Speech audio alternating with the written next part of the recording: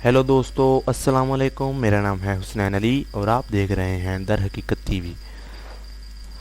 दोस्तों, आज मैं आपको एक सच्चा वाक़या सुनाने जा रहा हूं, जिससे आप जान सकेंगे कि शैतान कैसे वसवसे डालता है और आप उससे कैसे बच सकते हैं। दोस्तों, वीडियो में आगे बढ़ने से पहले आप हमारी वीडियो को लाइक और चैनल को सब्सक्राइब कर लीजिए, ताकि आपको मज़ीद इस तरह की इन्फॉर्मेटिव वीडियोज़ मिल सकें। तो चलिए दोस्तों, शुरू करते हैं आज की वीडियो। ईरान के एक गांव में दो भाई रहते थे। दोनों में बहुत ज़्यादा मोहब्बत थी। लोग उनकी मोहब्बत और अखुवत की मिसाल दिया करते थे। बड़े भाई का नाम अब्दुल्ला और छोटे भाई का नाम अब्दुल रहमान था। अब्दुल्ला शादीशुदा और 4 बच्चों का बाप था, जबकि अब्दुल रहमान गैर शादीशुदा था।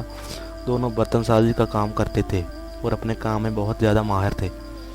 वो साल में 2 मरतबा अपने तैयार करदा बर्तनों को बेचने के लिए शहर जाते और वापसी पर ज़रूरियात ज़िंदगी की चीज़ें खरीद लाते। इस कारोबार से उन्हें माकूल आमदनी हासिल होती थी। हस्ब मामूल दोनों भाई बर्तन लेकर शहर की तरफ रवाना हुए। ये कई दिनों का सफ़र था। अभी वो शहर से 1 दिन के फासले पर थे। दोपहर का वक्त हो गया। उन्होंने एक सायेदार दरख्त के नीचे गधों से सामान उतारा, गधों के आगे दाना डाला, वज़ू करके ज़ोर की नमाज अदा की और खाना खाने लगे।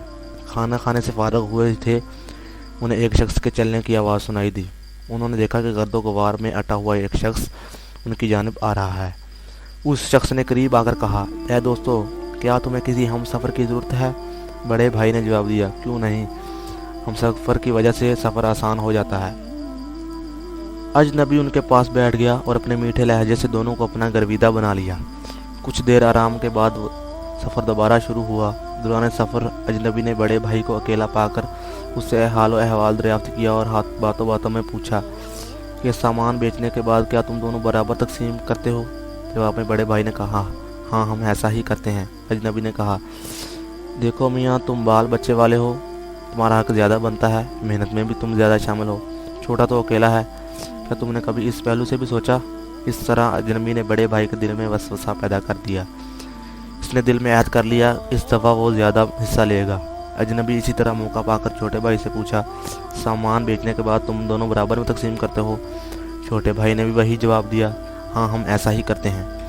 अजनबी ने कहा, मियाँ, तुम्हारी अभी शादी होनी है, घर बनना है और आमदनी की तकसीम में तुम घाटे में रहते हो, काम काज में भी तुम ज़्यादा करते हो।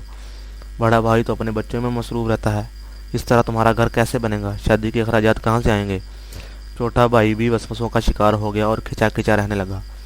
अजनबी साये की तरह कभी छोटे भाई के कान भरता तो कभी बड़े भाई के। शहर पहुंचने के बाद सामान बहुत अच्छे दामों फरोख्त हो गया। ज़रूरी ख़रीदारी करने के बाद दोनों भाई जामे मस्जिद में जुम्मतुल मुबारक की नमाज़ पढ़ने गए। इमाम साहब ने खुतबा के दौरान सूरत नाज की तशरीह फरमाई कि शैतान किस तरह इंसानी ज़हनों में वसवसा पैदा करता है, और फरमाया कि अगर कोई भी आपसे ऐसी बात करे जिससे आपस में फूट पड़े, बेइत्तेफाकी पैदा हो या हिस्स जाग उठे, तो आप लोग फ़ौरन ला हौला वला कुव्वता इल्ला बिल्लाहिल अलिय्युल अज़ीम पढ़ें। इस तरह वो शैतानी वसवसा फ़ौरन गायब हो जाएगा। दोनों भाइयों की समझ में बात आ गई।